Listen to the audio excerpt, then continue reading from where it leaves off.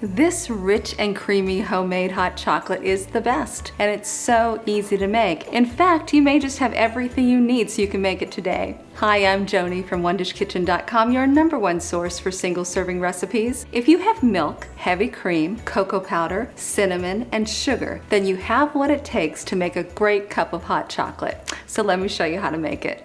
Start by heating a half a cup of milk and a half a cup of cream in a small saucepan. You can skip the cream if you'd like and instead add 1 cup of milk, but I prefer the richness of the hot chocolate when it's made with that little bit of cream. You can definitely taste the difference.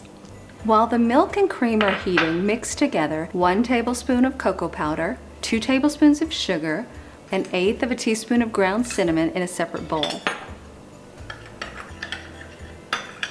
Pour the powdered mixture into the hot milk and cream and stir for about 4 minutes. As the sugar and cocoa melt into the milk, the chocolate mixture thickens and becomes darker. Be careful not to let the milk boil. Slow, even heating ensures the milk won't scald, so whisk the hot chocolate often and don't rush the process.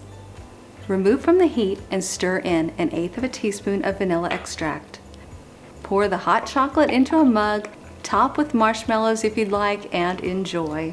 It's quick, easy, and incredibly delicious. It's like drinking a mug of pure chocolate. And here's a tip. You might like to consider adding a touch of creme de menthe or Bailey's Irish Cream to your hot chocolate. That is spectacular.